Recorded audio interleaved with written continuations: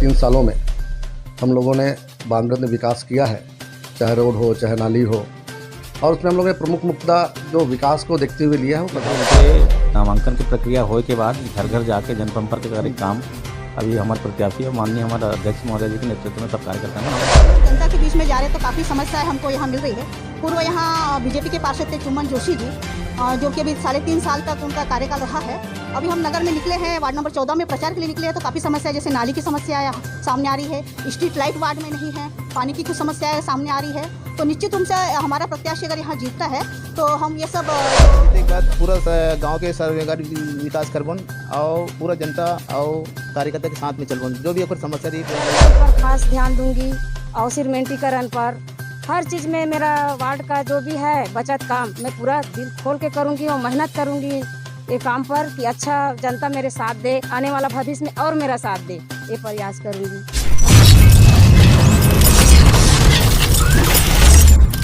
आप देख रहे हैं 10 CG खबर। उपचुनाव हो रहे हैं, अभी 10 CG खबर की टीम आई हुई है अहिवारा में भी वार्ड नंबर 14 का उपचुनाव होने वाला है, जहां पर एक पार्षद की मृत्यु के बाद ये सीट खाली हुई थी। अब यहां पर 27 तारीख को चुनाव है। हमारे साथ में यहां पालिका के अध्यक्ष और भारतीय जनता पार्टी के वरिष्ठ नेता डॉक्टर ताम्रकार जी हैं। ताम्रकार जी इस वार्ड चुनाव के प्रभारी भी हैं, तो इनसे जानना चाहेंगे कि कैसी तैयारी भारतीय जनता पार्टी की चल रही है। जी भाई साहब, कैसी तैयारी चल रही है भारतीय जनता पार्टी की, जरा उस बारे में कुछ बताएं। जनसंपर्क अभी हम लोगों ने चालू किया है। इससे पहले एक विशाल रैली के साथ में हम लोगों ने नामांकन दाखिल किया, उसके बाद में डोर टू डोर का जनसंपर्क अभी चालू हुआ है। कितने आप लोग आश्वस्त हैं कि ये सीट आपके हाथ में वापस आ पाएगी? जिस प्रकार से विगत 3.5 सालों में हम लोगों ने बांद्रा में विकास किया है, चाहे रोड हो चाहे नाली हो, और उसमें हम लोगों ने प्रमुख मुद्दा जो विकास को देखते हुए लिया है वो प्रधानमंत्री आवास है। नरेंद्र मोदी जी का जो सपना है कि हर गरीबों को आवास मिले, उस ओर हम लोगों ने ध्यान किया है। और वार्ड क्रमांक 14 में लगभग 150 परिवारों को प्रधानमंत्री आवास का अभी तक लाभ मिल चुका है, और जो बच्चे उनको भी हम लोग ने लाभ दिलाने का प्रयास कर रहे हैं। वहाँ पे एक बहुत बड़ा मुद्दा था, विगत 50 सालों से वहाँ पे शमशान घाट जाने का रास्ता नहीं था।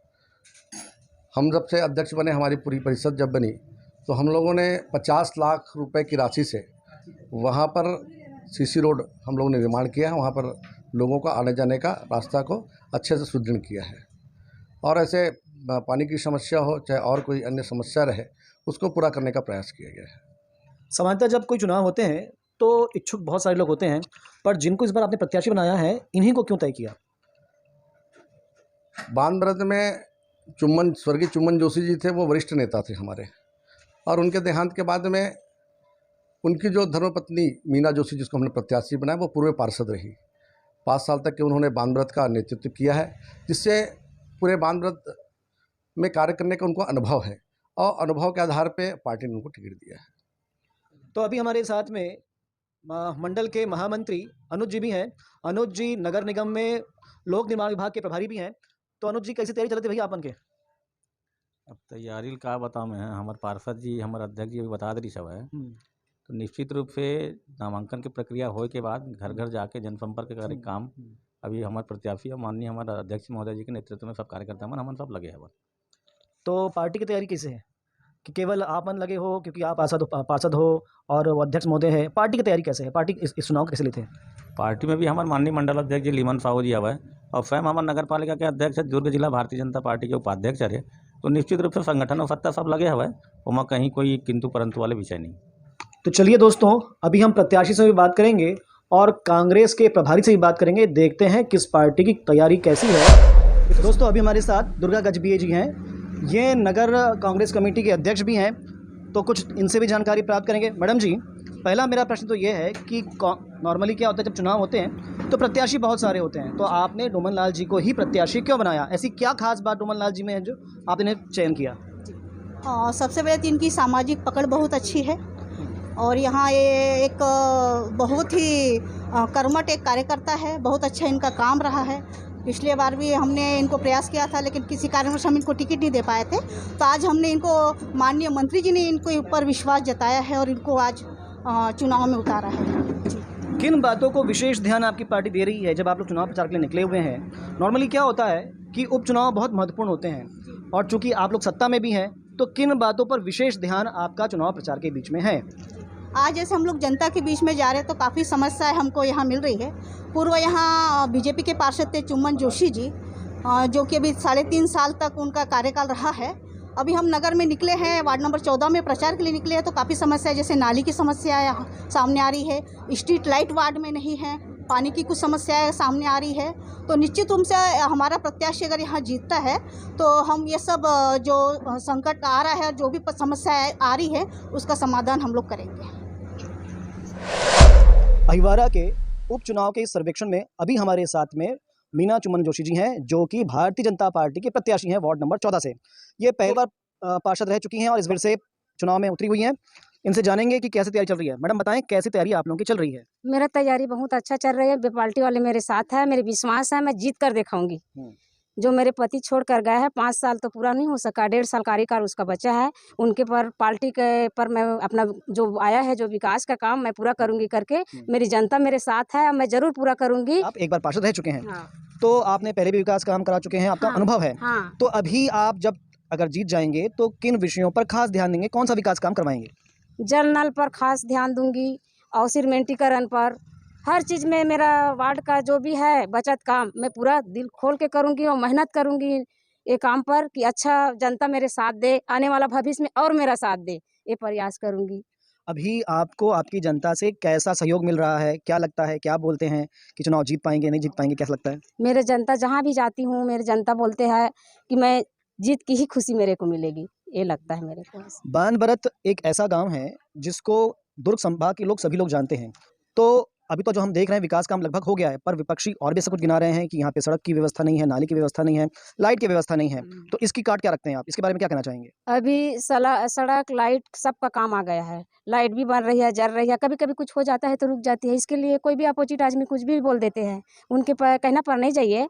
लेकिन जो भी अभी मुक्तिधाम का 45 लाख का काम मेरे हस्बैंड ने करके गया, जबकि वो 65 साल तक वो मुक्तिधाम की रास्ता रुकी थी। मेरे जो पार्षद आया और वो रास्ता अधूरी हो गई है, तो उसके पूरा 16 लाख रुपया और आए हैं पूरा करने के लिए। तभी काम चालू, अब जैसा भी काम चालू होने वाला था वैसा मेरा हस्बैंड ही गया, तो पद से तो मैं बाहर हूँ अभी। जैसा मेरा पद आएगा मैं ये सब विकास करूँगी। और जो यहाँ दुर्गा मंच से यहाँ तक जो राजू के दुकान तक रोड आई है सीमेंटीकरण, वो भी मैं करूँगी। शीतला स्कूल से शीतला मंदिर से पूरा राजू के दुकान तक रोड आई है, उस पर सीमेंटीकरण का मेरा 70-80 लाख का काम आया हुआ है और उसको मैं विकास करने के लिए खड़ी हुई, जो कर रही हूँ जनता के लिए कर रही हूँ। और क्या क्या विकास काम आप करना चाहेंगे?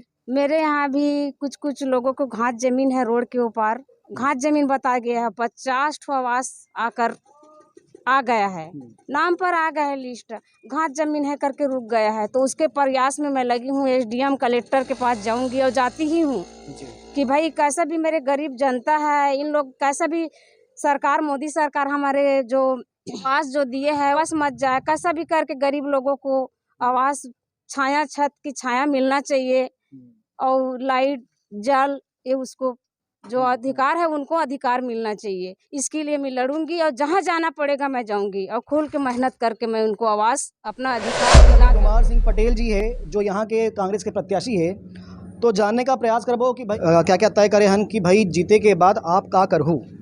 हम जीते के बाद पूरा गांव के सर्वेगार विकास करबन और पूरा जनता और कार्यकर्ता के साथ में चलबन, जो भी ओकर समस्या रही पूरा दूर करबन।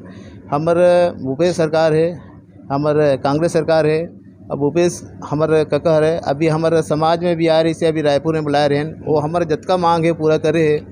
और मैं तो धन्यवाद देता हूँ कांग्रेस सरकार ला, भूपेश सरकार ला, मरार समाज पर अत्य के करे है ना। शाकामरी बोर्ड के सदस्य भी अपन आए है ना, और हर बीज खाद सब देते और गांव के विकास के लिए भी पूरा भरपूर प्रयास करबन। हमने 1 साल बाचे है, वो 10 साल के रिकॉर्ड तोड़बन, 10 साल में काम नहीं होते 1 साल में करके देखा भूपेश कार्यक्रम में। भैया आप चुनाव लड़त हो, तो अभी आपके पहली जो प्रत्याशी जो पार्षद रही से वो भाजपा के रही से, तो अभी आप एक ऐसे कौन से काम लेके चलत हो कि भाई एक काम जो है कमी खलत है मोला, एक करना ही छे मोला, ऐसे क्या है?